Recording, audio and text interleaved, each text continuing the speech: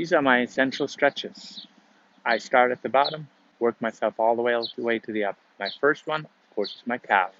Calf is notoriously tight because we've been spending so much time plantar flexed, and so the calf gets really tight, and I'd stretch that first. So first thing is I'm going to align myself parallel to each other, and I'm going to go down into the stretch, try to dorsiflex as much as possible. I use gravity as a helper here, and then I'm going to look at my clock and see that it's about 30 seconds that I'm holding it. I make sure that my knee stays nice and straight on top of it. This is a great thing about doing this, because this is kind of as you would work it in a normal environment, and you're making sure that you realign your whole leg towards that dorsiflexion right here. So you can bend forward and backwards to get a little bit more weight and better stretch. And that is about 30 seconds. Now I'm going to change so you can see it from the front. And again, go into that staggered stance, nice and parallel, making sure that the knee, and you can already tell that my calf wants to bring, my foot wants to bring me internally. So I make sure that I'm nice and parallel adjusted, let the knee turn a little bit to the inside, and then bring it over to the side. So I'm aligning all those muscles the way they're supposed to be working. And then I'm gonna look at my clock for about 30 seconds, try to hold it, and make sure that that all stays the same. And I hope you can see it nicely. Trying to keep it there, and then again find that little calf stretch. It's also, the front gets stretched at the same time. It's not pure calf stretch, so if you feel you don't feel the calf too much, that's okay. Just be working on that dorsiflexion part of your foot. Now get out of it. The next stretch is going to be my hamstring, and I'm going to align myself again first this way, so you can see this side view. I start with a nice, first thing also again, dorsiflex here, gives you stability. And if you're not feeling comfortable, take a chair or something to you. Then I start dorsiflexing my foot that I'm going to stretch, right? Now I'm already in a really good position. And then I'm going to basically lean forward until I get that nice little stretch all along my hamstring.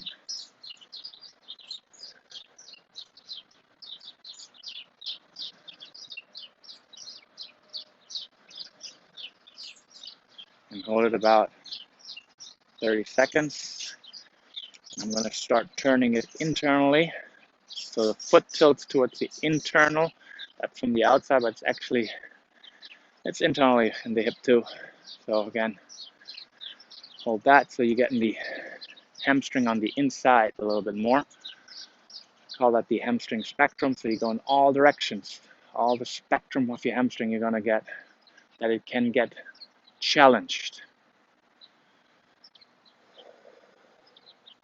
And then of course the external, I always relax my squeeze of the buttocks a little bit here too, or the health of the buttocks before I readjust, and then I go forward and readjust and hold that for about 20 seconds too.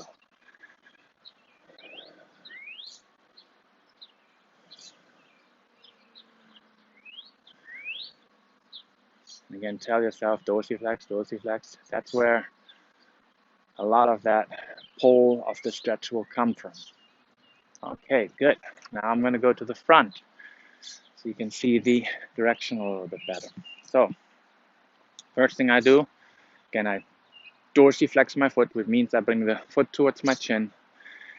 So, and then I start leaning from the top right here forward until I get a nice little stretch, right, all along, calf, hamstring, everything. Look at my clock, or watch. The Staten Island ferry about to leave. Breathe into it. Get your parasympathetic nervous system activated to allow for elongation and relaxation. It's another part. If you're stressed out all the time, not going to give you a lot of flexibility. So now again, turn your foot to the inside, readjust forward until you feel that nice little stretch more on the inside of your hamstring and the calf. It's basically directional. Your foot when it hits the floor, normally the floor is not 100% flat. Your ankle takes some of that, and then the ankle has to adjust, the knee has to adjust to the ankle, and then the hip. So there's flexibility in that, in those joints to go different directions. That's exactly what you want to prepare for in all directions. Okay, and then externally rotate. Again, I went out of the stretch. Now pull it in and lean forward again. 20 seconds. And hamstrings are notoriously tight from sitting a lot, of course. Oh, come on. And readjust. Go back into it. It's kind of a workout too. So, the stretching workout for mobility. Okay, the next one is going to be my hip flexors. And I'm going to start from the side again. So, right now I'm going to go for the right side hip flexors. And I'm going to do the same thing with the leg towards it. Dorsiflex my back foot, go out, I start feeling a stretch right here, and then I'm going to squeeze my buttocks to push forward. And that brings the stretch into the hip and pelvis area. And again, 20 seconds or so before I start changing. Because we're going to do the direction. We change direction, slide touch again, so that we're going to get the whole spectrum of the hip flexors again. And push, push, push. Also, don't forget about the rest. This is nicely aligned. Then I can get out of the stretch a little bit. Internally rotate it from the outside, but it's actually externally rotated in the hip, so it should be touching the groin a little bit. Once I'm in the position with dorsiflexion, I push forward again, and again hold it about 30 seconds.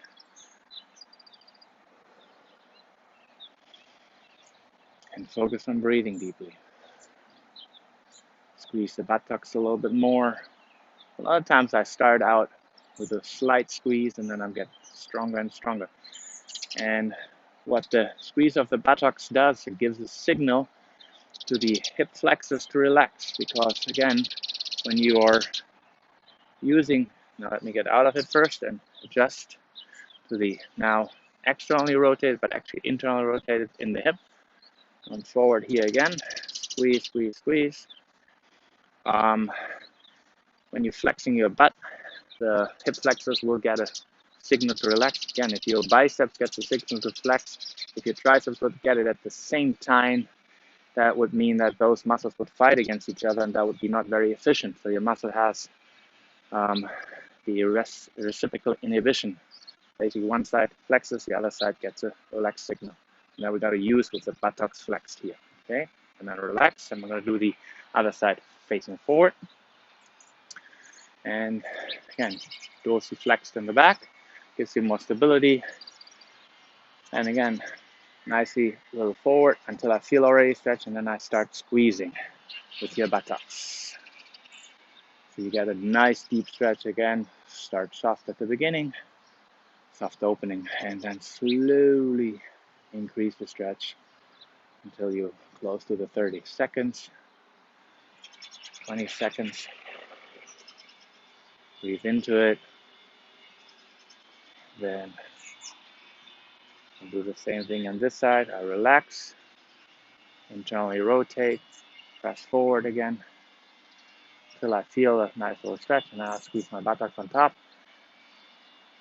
Get it nicely in there.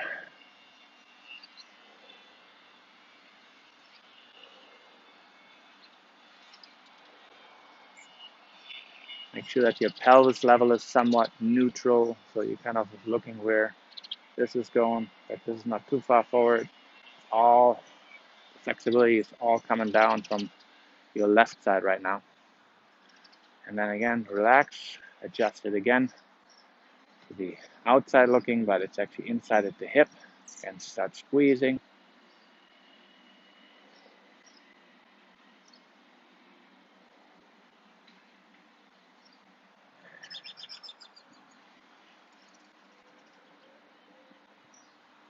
Probably the best you can do for your hip, keeping it mobile through repetitive movement. And the repetitive movement is basically through our artificial life. These knots and habits come to be, and there's a certain amount that we all carry because we do them a lot of the movements we do in the Western world are the same. All right, so then get out of this. So the next thing up would be like the abdominal area, chest area, and I just love to do the cobra for that. So I'm basically flattening myself out. I like to do the dorsiflexion, as you already know, and I just push myself up, put myself in the position, and bring myself externally rotated shoulders, get him as down as possible. I'm just gonna hang here right now. There's so many good things about this for your body. Again, it's like the continuation from your hip flexors to the abdominals. Um, when you're sitting down, your abdominals are probably also in a relatively flexed position. They can become really tight too, and in turn pull the pelvis a little bit under. That you, when you're starting to stand, you can tell that too, that your butt is not active, and so it's really good to actually stretch our six pack. And then once I'm here for about 30 seconds, I just go to the opposite stretch, of course, and that's child's pose. And I actually do it with my hands. I'm going to keep my hands right where they are, and I'm just going to be a little bit more up so I can focus a little bit more on my spine part of it. Things if I just sit back, it becomes more my legs and all the other stuff too. But I want to really get a good stretch, alternatively, for my lower back muscles, the multifidus quadratus lumborum and the spinae erectae muscles right there. And just hold that. And again, you can actually right now you can help with your abdominals, flexing it as much as you possibly can, getting it tucked under the hip, the pelvis, and you're gonna release it, get out of it. And here's my last stretch for the essential ones, and this is my favorite stretch for the chest muscles. So again, you're gonna go into a push-up position. Put one side, this is the stretched side, out to the side. Now I bend my legs, turn them over, and get onto my side. Right, I really try to get myself into a position that I'm really already kind of comfortable. The higher you put your hand, the arm, the stronger the stretch gets, right? So I'm gonna put it right here right now. So, and then I'm gonna start pushing, helping with that push-up arm on the other side to get even more and deeper into the stretch. And then I can shrug my shoulder blades together as much as I can. Again, that activates the reciprocal inhibition, and therefore I get a nicer, deeper stretch in my chest, or more in the chest. A lot of times when you tighten your biceps, you might also feel this in your biceps. And just hold this for about 30 seconds or as long as you want to. So good for your internally rotated shoulders from sitting in front of the computers, doing all these Zoom calls these days. Don't forget to breathe, or FaceTime, or Google Meet, or whatever there is. And then again, I'm going to get out of it nice and slowly. That was probably longer than 30 seconds, but I think a minute is probably even better, preferred here.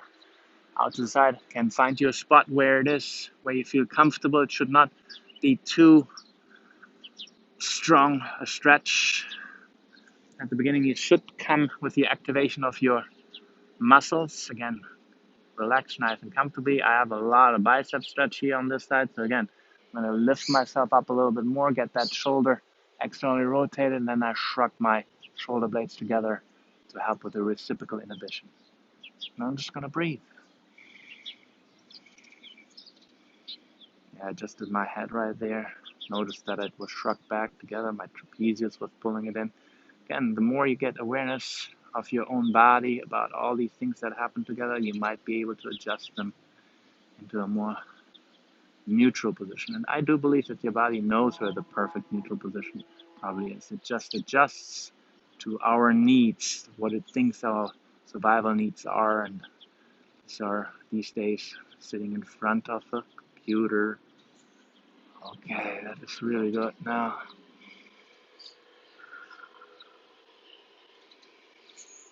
And then relax out of it. Push up. I hope you enjoy them. You should probably do these every day to just offset a little bit of what we're doing. And again, the repetitive nature of these movements is what gets us tight.